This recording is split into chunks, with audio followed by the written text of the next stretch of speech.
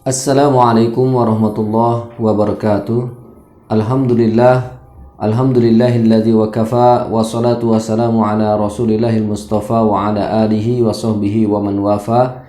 Asyhadu an la ilaha illallah wahdahu la syarikalah wa asyhadu anna Muhammadan abduhu wa rasuluhu la nabiyya wa la rasula ba'dah. Allahumma salli wa sallim ala nabiyyina Muhammadin wa ala alihi wa sahbihi wa man tabi'ahum bi ihsanin ila yaumiddin. Alhamdulillah, segala puji milik Allah Subhanahu wa taala yang mana telah memberikan kenikmatan berupa karunia kepada kita sehingga kita bisa meniti jalan hidayah. Tiada lain itu adalah atas karunia dari Allah Subhanahu wa taala. Maka dari itu, segala kenikmatan yang telah Allah Subhanahu wa taala berikan kepada kita, maka kita harus senantiasa menjawabnya dengan rasa syukur kita kepada Allah Subhanahu wa taala dengan menjalankan segala ketaatan-ketaatan yang harus senantiasa kita tunaikan.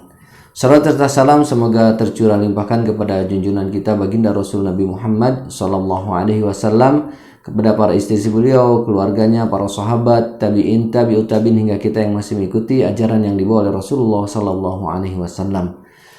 Sobat-sobat ikhwan fillah rahimanallah wa iyyakum. Alhamdulillah, pada kesempatan ini saya mendapatkan banyak pesan-pesan atau WhatsApp ya, atau pesan singkat bahwasanya belakangan ini ada sebuah ceramah yang mengatakan bahwasanya hapus tato itu adalah perkara yang tidak disyariatkan. Bahkan dalam ceramah itu dikatakan bahwa hapus tato itu adalah sesuatu perkara yang jahil, tidak berdasarkan landasan ilmu, tidak ada landasan ilmunya. Bahkan para salaful ummah pun tidak mencontohkan akan adanya hapus tato ya. Sobat-sobat yang dimakan Allah Subhanahu wa taala, tentunya ini sebuah ceramah yang sedikit meresahkan terusus bagi teman-teman yang hijrah, yang sudah meninggalkan masa jahiliyahnya, meninggalkan amalan-amalan jahiliyahnya, tetapi ada sedikit ganjalan karena di tubuhnya ada identitas jahiliyah tadi yang berupa tato tadi itu. Akan tetapi dalam prosesnya setelah berhijrah, mendengar ceramah baik itu di media sosial, video, bacaan dan lain sebagainya. Nah, sekarang datang ada sebuah video yang mengatakan bahwasanya hapus tato itu adalah perkara jahil. Sementara mereka sedang melakukan proses hapus tato tadi itu untuk islah, perbaikan dirinya agar ibadahnya itu lebih khusyuk lagi, kemudian agar masyarakat itu tidak mencap sebagai orang yang berperilaku buruk ya, karena memang masa jahiliyahnya pernah berlaku buruk tapi kan sekarang sudah bertaubat, atau ya stigma negatif yang masih disandang mereka sehingga mereka memiliki beban moral ya. Sobat-sobat yang dimakan oleh Allah Subhanahu wa taala, insyaallah saya akan membahas bagaimana hapus tato ini, apakah ada anjurannya dari syariat atau tidak ada anjurannya, atau adakah para ulama yang menganjurkan untuk dihapus atau tidak ada. Maka kita akan sama-sama kita telaah bagaimana hapus tato dalam pandangan syariat. Dan kita akan menyaksikan dulu, mendengarkan video yang berkenaan dengan hapus tato tadi, ceramah hapus tato yang dikatakan sesat. Bagaimana hukum menyumbangkan sejumlah dana kepada seorang muslim untuk penghapusan tato? Apakah hal tersebut termasuk bentuk sedekah? Jadi dalam sebuah pengajian, dalam sebuah majelis ilmu, ada yang bertanya bagaimana hukum hapus tato dan bagaimana hukumnya menyumbangkan uang untuk mendanai program hapus tato itu, kurang lebih seperti itu, untuk membeli mesin hapus tato tentunya. Bagaimana hukumnya? Nah, di dalam ceramah ini dikatakan bahwasanya, kita simak saja supaya tidak salah. Oke. Hukum menghapus tato. Pertama, tatonya haram ya. Kalaupun tatonya kaligrafi, haram. Nggak jadi halal. Ya. Beliau mengatakan bahwasanya hukum di tatonya itu haram. Kita sepakat kalau yang namanya tato itu haram, karena Nabi Shallallahu Alaihi Wasallam bersabda dalam sebuah hadisnya, la'anallahu washimah wal mustaushimah ya. Allah melaknat orang-orang yang ditato dan yang mentatonya, meminta ditato dan yang mentatonya. Allah laknat itu. Berarti ini adalah sebuah perbuatan yang mengundang laknat Allah, berarti diharamkan. Kalau di dalam riwayatnya yang lain, la'ana Nabi sallallahu alaihi wasallam washimah wal mustaushimah ya. Nabi SAW melaknat orang yang ditato dan yang mentatonya, ya, secara garis besar seperti itu. Kita sepakat bahwasanya tato itu haram, apapun alasannya. Ya, kita lanjutkan. Ya, la'anallahu al-washimin wal washimat wal mustawshimin wal mustawshimat. Allah melaknat para lelaki dan wanita bertato dan yang minta tato, baik wanita ataupun lelaki. Oke. Toib, dosa itu dosa. Dah. Nah, jadi pembahasan. Kalau udah tato, maka apa yang harus dilakukan? Tobatnya dihapuskah? Gitu. Maka baru pembahasan ini. Kenapa diharamkan tato? Ilahnya dulu. Oke? Ilahnya dulu. Kenapa tato diharamkan? Sebagian bilang tato diharamkan karena menghalangi air ketika bersuci. Ya, kalau di anggota wudhu, ya berarti menghalangi wudhu. Kalau di anggota tubuh biasa, ya menghalangi air ketika junub. Karena junub syaratnya air mengenai semua anggota tubuh, kan begitu kan? Menghalangi air. Katanya dari situ, menghalangi bersuci. Dari situ diharamkan. Ilahnya katanya itu. Tapi nggak tepat. Karena di dalam syariat, jangankan tato, oke, yang permanen. Yang perban aja deh yang di luar. Ketika mesti wudhu atau junub, maka ketika kita mengusap bagian luarnya, itu udah cukup, sah. Apalah lagi tato yang sifatnya jadi permanen dan anggota tubuh. Maka ketika air, hukumnya kena air. Wudhu kena wudhu, karena dia udah bagian dari tubuh kita. Jadi bukanlah alasan pengharaman tato, apa? Menghalangi air. Bukan. Iya kan? Terus apa dong haramnya? Yang lebih tepat ilahnya, karena ilahnya taghyir khalqillah, merubah ciptaan Allah. Tuh. Tadinya punggung ente ini mulus misalnya. Kok jadi ada gambar pemandangan? Berubah ciptaan Allah tuh. Berubah ciptaan Allah yang sifatnya bukan untuk sifatnya memperbaiki sesuatu yang cacat, boleh. Kayak sumbing. Oke? Ini kan error. Nah, diperbaikilah, dioperasi boleh? Boleh. Oke? Itu misalnya gigi yang nggak baik posisinya. Posisinya nggak baik. Oke? Yang ini pada ke bawah. Beliau mengatakan bahwasanya tadi hapus tato itu tidak ada perintahnya dari Nabi SAW. Padahal dalam kaidah fikih itu al-aslu fil asya ibah. Asal segala sesuatu itu dalam urusan dunia itu boleh, ya. Tetapi nanti akan ada pembahasan lain, mungkin cari apa yang menjadi larangannya, ya, dalam urusan bab dunia, ya. Memang tidak ada perintah untuk menghapus tato, adanya memang larangan untuk menato. Sedangkan perintah untuk menghapus tato itu memang tidak ada. Tetapi secara kaidah usul fikih, al-aslu fil asya ibahah. Asal dari segala sesuatu itu boleh. Kan, tetapi nanti cari apa yang menjadi larangannya kalau dalam urusan dunia. Nah, akan tetapi Ustadz ini mengatakan bahwasanya hukum hapus tato itu memang tidak ada perintahnya, jadi tidak boleh. Kita simak lagi pernyataannya. Nggak ada contoh itu dari salaf. Ketika ditegaskan haramnya tato, nggak ada keterangan dari salaf bahwa adanya praktek menghapus tato karena diharamkan, nggak ada. Kemudian beliau mengatakan, ya, bahwasanya tidak ada contohnya dari ulama salaf, dari orang-orang salaf, bahwasanya harus menghapus tato. Tidak ada contohnya. Ya memang, karena memang mungkin salaf tidak ada yang ditato. Mungkin salafus sholih mana ada yang orang bertato salafus sholih, ya. Allahu a'lam bishawab. Ini menurut pendapat saya. Ya. Kemudian kalau mengambil pelajaran dari bagaimana para sahabat ketika dulu sebelum khamar itu benar-benar diharamkan oleh Allah Subhanahu wa taala, maka ada sebagian para sahabat itu yang masih meminum khamar. Yang kemudian setelah itu Allah Subhanahu wa taala tetapkan bahwasanya khamar itu haram. Maka reaksi para sahabat ketika itu macam-macam.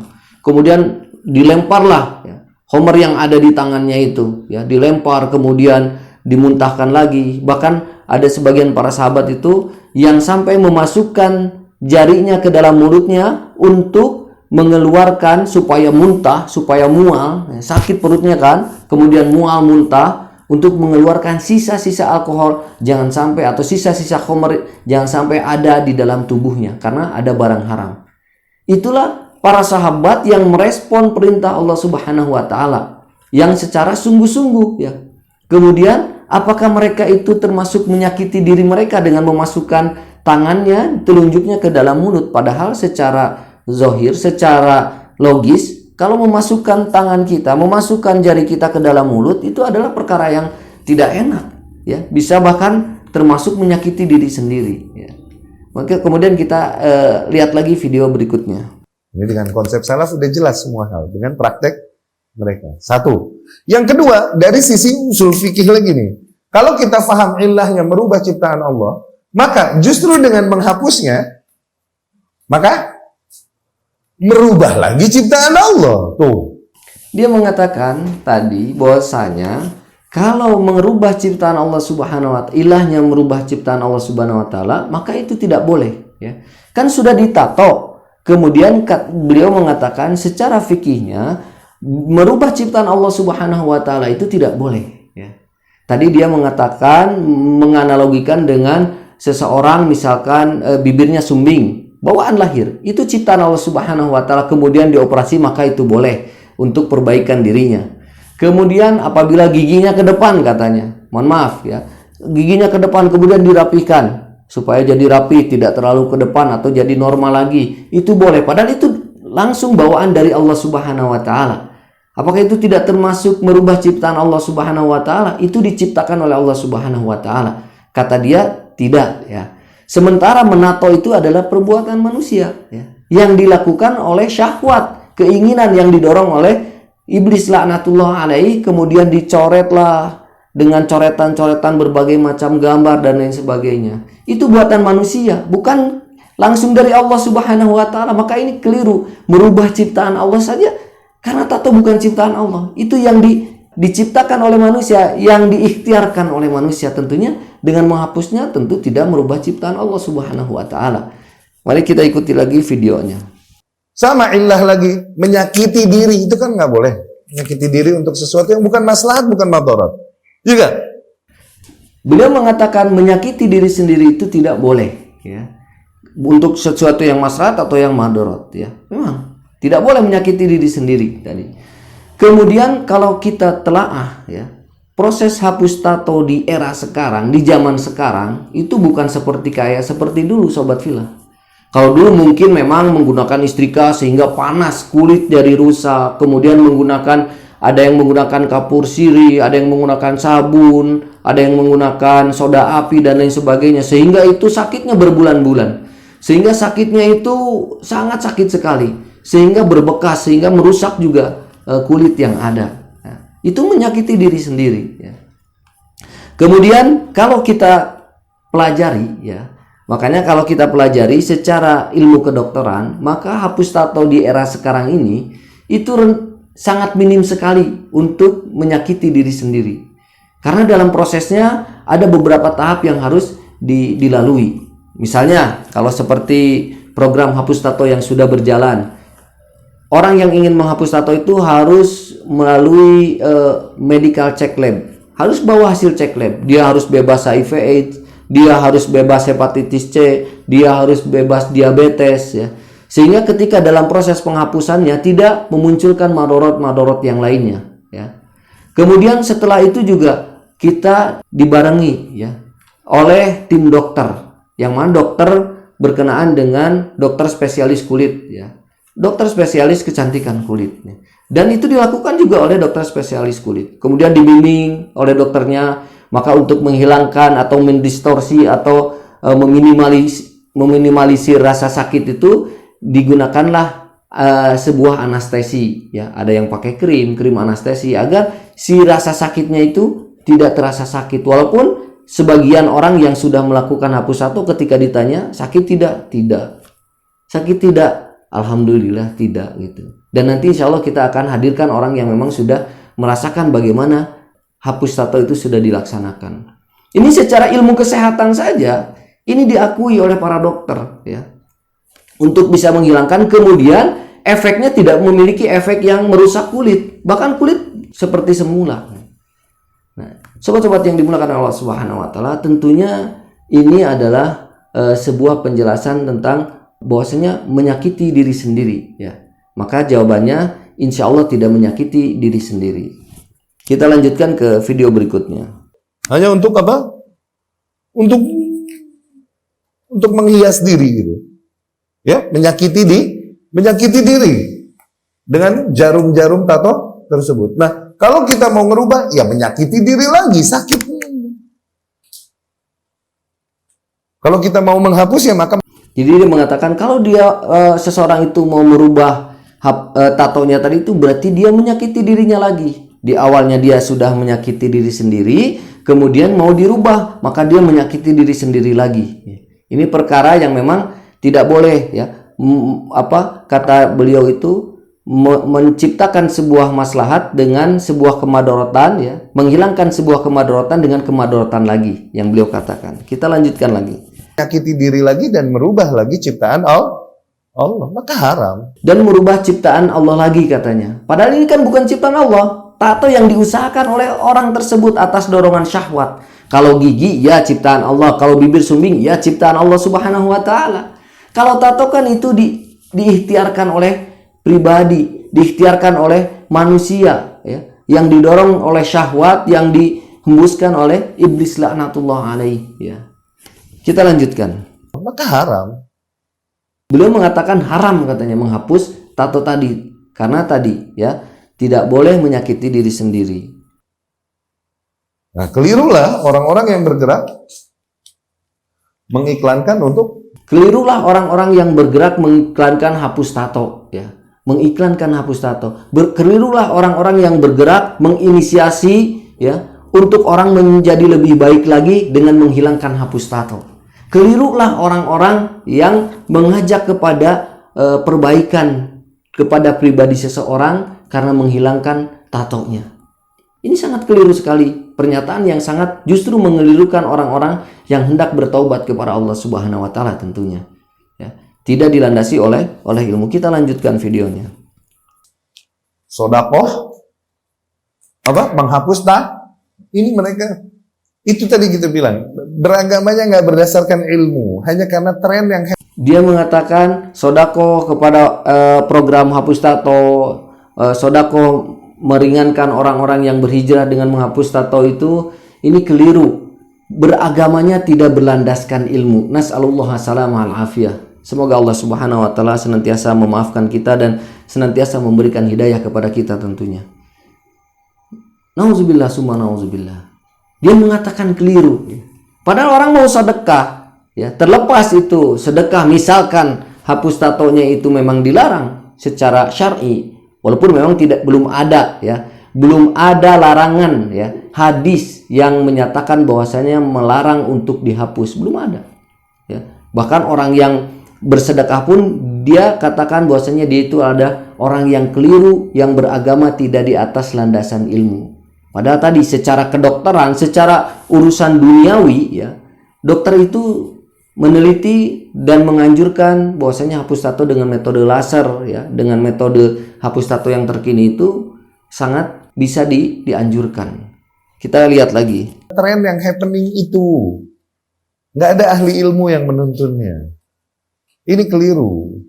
Padahal justru di syariat salah ketika seseorang menghapus tato. Salah. Dia mengatakan di syariat justru salah jika seseorang itu menghapus tato. Syariat mana ya yang menyalahkan bahwasanya hapus tato itu dilarang? Kalau ada silakan tunjukkan. Syariat mana? Al-Qur'annya mana? Kalau memang dalam Al-Qur'an. Hadisnya mana? Kalau memang dalam hadis. Atau qaul para salafus ummah atau salafus sholih ya tadi, para sahabat, tabi'in, tabi'ut tabi'in yang melarang hapus tato ya. Yang ada itu tidak boleh mentato, itu udah jelas, itu sudah mutlak. Sementara untuk menghapus tidak ada para ulama pun. Nanti insya Allah akan saya tampilkan dan akan saya bacakan fatwa-fatwa dari para ulama. Kita lanjutkan. Salah. Kecuali lagi nanti ada pembahasan dari ulama. Kecuali apabila tatonya itu lambang kesyirikan. No. Jadi kalau udah tato diapain? Diemin. Udah tobat aja kepada Allah Subhanahu wa ta'ala. Nggak ada yang nggak diampuni kecuali nggak ada yang nggak diampuni dengan taubat. Dia mengatakan kecuali nanti kalau tatonya itu lambang kesyirikan, kalau tatonya itu lambang setan, tengkorak atau lambang agama tertentu ya. Kalau caranya bagaimana tobat? Ya, kita sepakat. Caranya itu bertobat kepada Allah Subhanahu wa taala ya. Karena tobatan itu antara pelaku dengan Allah Subhanahu wa taala. Sudah beres memang ya. Tetapi hapus tato apakah wajib atau tidak? Ya tidak wajib. Tetapi sesat? Ya insya Allah nanti kita akan bahas. Nah, kemudian di dalam ceramah berikutnya kita saksikan. Baru ulama berkata nih, kecuali tatonya lambang kesyirikan seperti salib kebalik, gambar tengkorak misalnya, lagi minum kopi,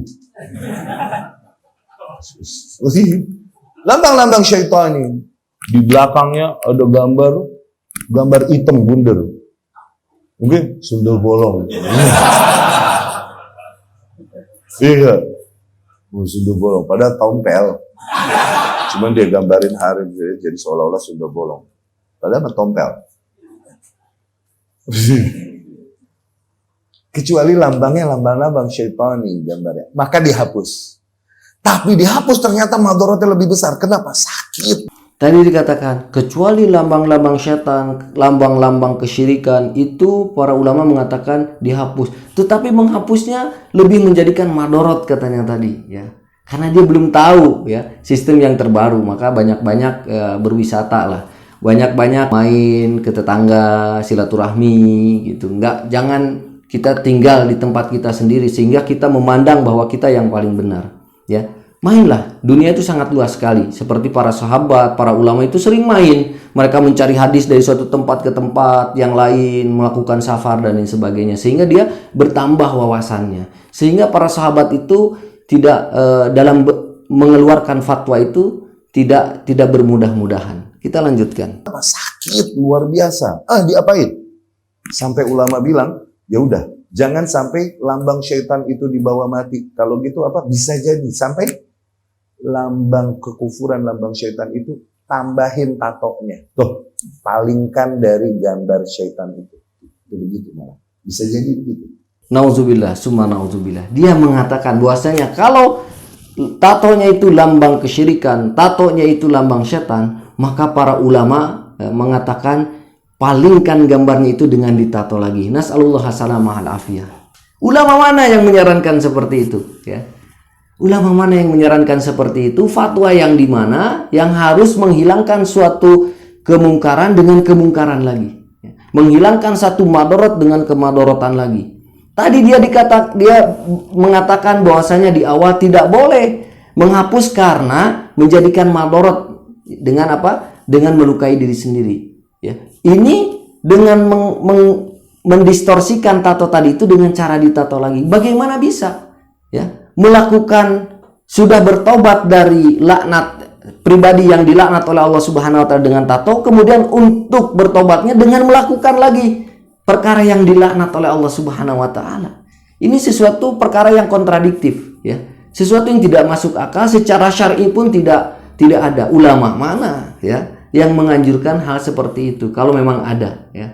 Nauzubillah summa nauzubillah. Ibaratnya seperti orang ingin bersuci tetapi dengan air kencing ya. Ini kan sesuatu yang tidak mungkin ya. Sesuatu yang tidak mungkin. Jadi ini jelas sekali perkataan yang batil ya, yang justru tidak dilandasi oleh ilmu ya, tidak dicontohkan oleh para salafu ummah ya. Kita lanjutkan. Apa bisa jadi begitu nih? Tambahin apa kek? Jadi dipalingkan dari gambar syaitan, lambang-lambang syaitan, daripada menghapus yang begitu besar dan sakit luar biasa, tambahin dikit gambarnya, diedit sehingga terpalingkan gambar tersebut. Iya, diedit. Nauzubillah summa nauzubillah. Disarankan untuk bertato lagi. Padahal itu perkara yang sudah jelas mutlak keharamannya. Sedangkan hapus tato tadi belum ada memang larangannya juga. Perintahnya memang belum ada. Larangannya pun memang tidak ada gitu. Tetapi ini memalingkan kemadorotan, memalingkan kejahilian dengan kejahilian lagi. Memalingkan suatu amalan yang dimurkai oleh Allah Subhanahu wa taala dengan amalan yang dimurkai oleh Allah Subhanahu wa taala. Ya, nauzubillah summa nauzubillah. Teman-teman yang dimuliakan oleh Allah Subhanahu wa taala, ya. Tentunya saya akan membacakan beberapa fatwa dari para ulama, ya, berkenaan dengan hapus tato, ya. Bagaimana pendapat para ulama? Ditanyakan dalam sebuah tanya jawab, hukum orang yang tidak tahu haramnya tato. Lajnah Daimah lil Buhuth al-Ilmiyah wal Ifta ditanya. Ibu saya berkata bahwa di masa jahiliyah sebelum tersebarnya ilmu, ia pernah menggambar lingkaran membuat tai lalat di dagunya. Tapi bukan tato yang sebenarnya, namun ia melakukannya karena kebodohan dan tidak tahu apakah perbuatan tersebut haram atau halal. Saat ini kami ketahui bahwa orang yang meminta untuk ditato itu terlaknat. Mohon diberi pengertian, semoga Allah memberi Anda kebaikan. Jawaban, ya. Diharamkan mentato di seluruh tubuh, baik tato sempurna maupun tidak sempurna. Hendaknya ibumu membuang tato tersebut jika tidak membahayakan dan bertaubat serta istighfar atas apa yang telah diperbuatnya dahulu, ya. Fatwa Lajnah Ad-Daimah, ya. Dari Syekh Abdullah Al-Fauzan, halaman 103, ya. Kemudian ditanya Syekh Muhammad bin Shalih Al-Utsaimin rahimahullahu taala, ya. Syekh Muhammad bin Shalih Al-Utsaimin rahimahullahu taala ditanya, apa hukum tato, ya. Bila perempuan ditato waktu kecil, apakah dia menanggung beban dosa? Saya mengharapkan penjelasan, semoga Allah membalas Anda dengan kebaikan. Jawaban beliau rahimahullahu taala, tato termasuk hal terlarang, bahkan tergolong dosa besar. Sabda Nabi Shallallahu Alaihi Wasallam menyebutkan bahwa la'anallahu washimah, ya. Allah melaknat, ya, pemberi dan peminta tato, ya. Bila ketika anak kecil perempuan ditato dan ia tidak mampu menolak, maka ia tidak akan menanggung dosa. Sebaiknya beban dosa dipikul oleh pelakunya. Sebab Allah tidak memberikan beban kepada seseorang kecuali sesuai dengan kadar kemampuannya. Sedangkan anak tersebut tidak mampu sehingga perbuatan itu dipikul oleh pelakunya. Tetapi jika memungkinkan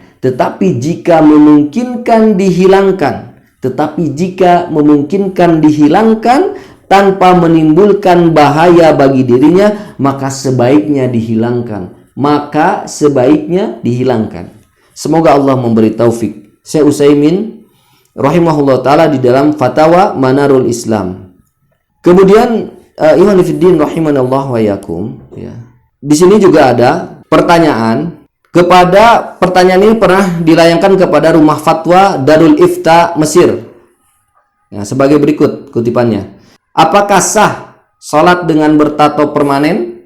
Dan apakah boleh bagi orang yang sebelum itu memasangnya, lalu kemudian ia bertaubat tidak menghilangkannya apabila dalam proses menghilangkannya ada kemudaratan? Jawabannya adalah tato permanen yang di dalamnya terdapat penahan darah di bawah kulit hukumnya haram menurut syariat dan kesepakatan fuqaha, ulama-ulama fikih, ya.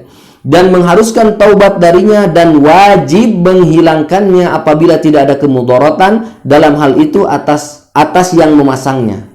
Saya ulangi, dan wajib menghilangkannya apabila tidak ada kemudaratan dalam hal itu atas yang memasangnya.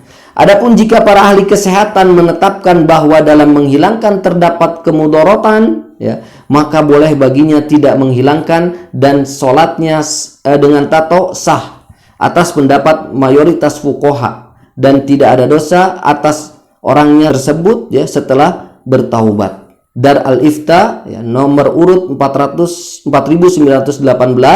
tanggal 19 bulan 11 2019. Nama muftinya Profesor Dr. Syauqi Ibrahim Alam, ya.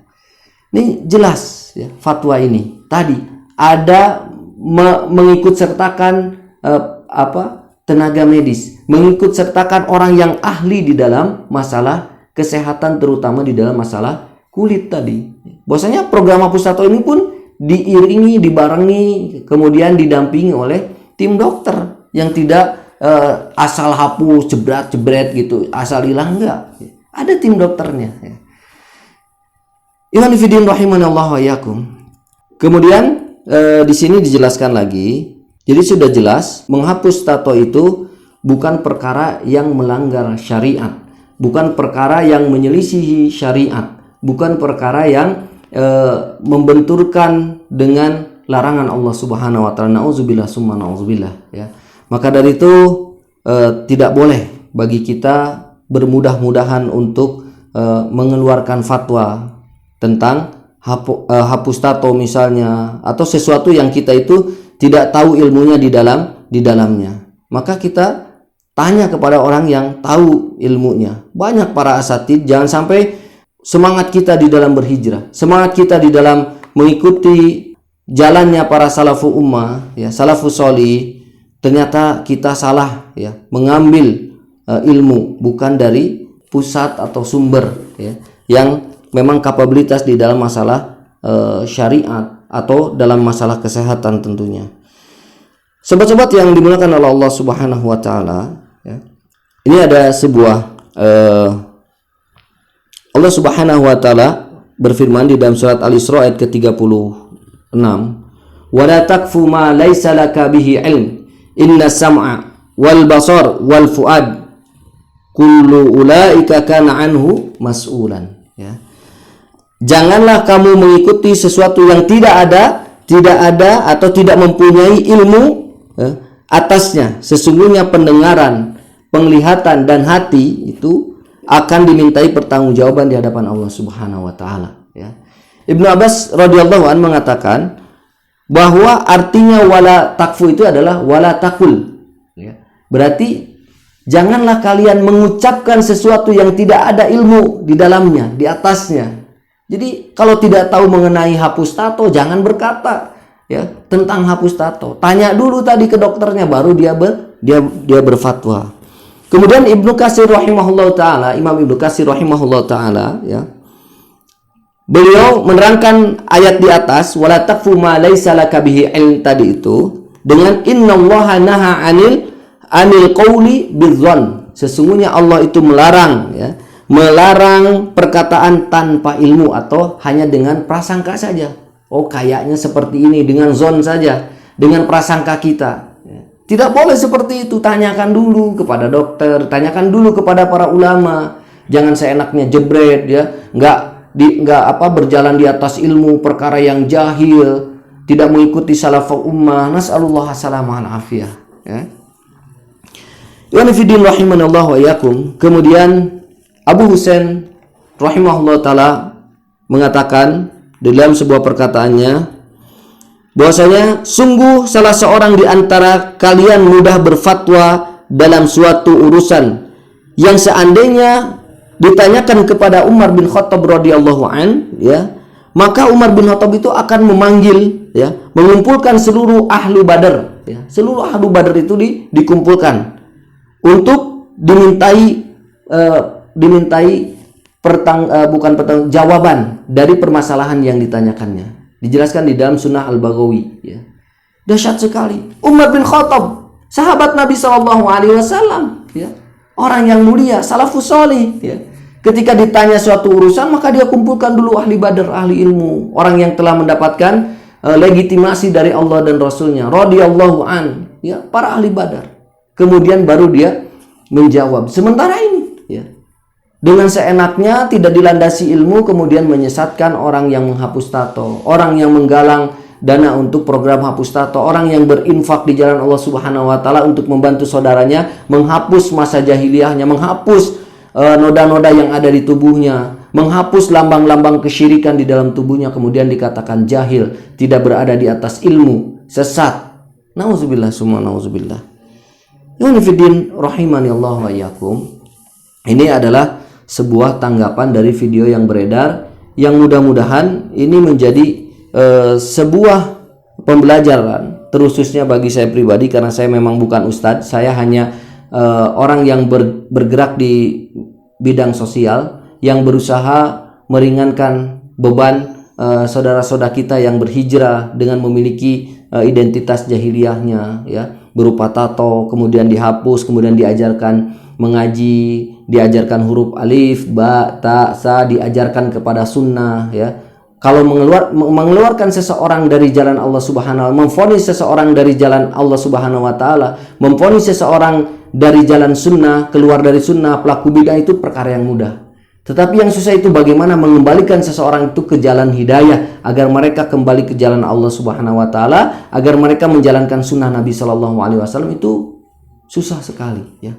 Perlu ada treatment atau perlu ada penanganan khusus. Sobat fillah yang dimuliakan oleh Allah Subhanahu wa taala. Saya teringat sebuah hadis Nabi sallallahu alaihi wasallam. Bahwasanya hadis ini dari Ibnu Umar. Nabi sallallahu alaihi wasallam bersabda, ya, hadisnya dari Ibnu Umar. Ahabbun nas ila Allah taala anfa'uhum linnas. Manusia yang paling dicintai oleh Allah Subhanahu wa taala itu adalah orang yang paling bermanfaat, ya. Bisa memberikan manfaat bagi manusia yang lain, memberikan manfaat. Kemudian wa ahabbul a'mali ila Allah taala syururun tudkhiluhu 'alal muslimin, ya. Adapun amalan yang paling dicintai oleh Allah adalah membuat muslim yang lain bahagia. Tentu berangkat dari hadis ini, ya, kita ingin menjadi seorang yang bermanfaat. Ya, bukan hanya sebatas mulut kita, tetapi bagaimana amalan kita itu bisa menjadi solutif. Dakwah kita, kamu tidak boleh ditato, haram kamu. Lalu bagaimana solusinya? Ya tadi, yuk kita taubat kepada Allah Subhanahu wa taala. Kalau mau dihapus, alhamdulillah. Tidak mau, tidak apa-apa. Itu pun dihapusnya dengan resiko yang sudah sangat minim sekali dari menyiksa diri sendiri atau sesuatu yang bisa memadorkan diri sendiri, gitu kan. Agar bermanfaat kepada yang lain, gitu. Itu amalan yang seseorang yang dicintai oleh Allah Subhanahu wa taala, kata Nabi sallallahu alaihi wasallam. Kemudian amalan apa, ya? Amalan apa yang paling dicintai oleh Allah adalah membuat muslim yang lain bahagia. Kita membuat bahagia orang yang sedang berhijrah karena dia bisa sholat dengan khusyuk, ya. Karena sebelumnya dia tidak khusyuk sholatnya, masih ada tanda-tanda kejahiliahan, masih ada coretan-coretan tinta, lambang kesyirikan, ya, sehingga dia tidak bisa fokus ibadahnya, ada penyesalan, ya. Kemudian ada beban moral, kita perkecil beban moral di masyarakat yang mana masyarakat masih menganggap stigma buruk walaupun dia sudah bertaubat. Kemudian orang mau bekerja susah karena memiliki tato. Orang yang mau menikah karena calon mertuanya tidak mau memiliki calon mantunya yang tatoan, padahal dia sudah soleh, padahal dia sudah hafal Quran, misalkan dia sudah hafal hadis, ya. Ini menjadi sebuah kegembiraan bagi orang lain, ya. Ini tentunya beranjak dari hadis Nabi Shallallahu alaihi wasallam, hadis riwayat Imam At-Tabrani di dalam Mu'jam Al-Kabir, ya, nomor 13280. Syekh Albani mengatakan bahwa hadis ini hasan, ya, sebagaimana disebutkan dalam Sahih Al-Jami' nomor 176. Kemudian ada perkara yang menarik, bahwasanya bagaimana Imam Malik rahimahullah taala. Imam Malik rahimahullah taala ketika ditanya, "Ayu a'mal tuhib?" Amalan apa yang paling engkau sukai, ya? Amalan apa? Kemudian Imam Malik mengatakan, "Fakana al-jawabu idkhalus sururi 'alal muslimin." Ya. Yaitu bahwasanya Imam Malik rahimahullah taala mengatakan memasukkan atau memberikan kegembiraan kepada kaum muslimin. Memberikan kegembiraan kepada kaum muslimin, ya. Dahsyat sekali Imam Malik. Kemudian wa anna nazartu nafsi an afarrija kurubatil muslimin. Dan aku itu bernazar, ya, untuk menghilangkan kegundahan dari kaum muslimin. Dia sudah menazarkan dirinya untuk menghilangkan segala kegundahan dari kaum muslimin. Ini tentunya menjadi landasan bagi kita, ya. Bagaimana memberikan kegembiraan kepada kaum muslimin. Kemudian bagaimana Imam Malik bernazar menghilangkan kegundahan yang ada di dalam diri kaum muslimin yang selama ini memiliki problem tentang tato ini. Iwanifidin rahimanallahu wa iyyakum. Imam Malik itu hidup di abad 2 Hijriah, ya, di masa dinasti Bani Umayyah, ya, hampir masuk kemudian sudah berpindah ke Bani Abbasiyah. Tentu ketika itu kondisinya sudah sangat ketika itu kondisinya sangat memungkinkan lah tidak adanya tekanan, tidak ada kezoliman, karena dinasti Bani Umayyah itu setelah para sahabat. Tentu kondisinya relatif ideal ketika itu.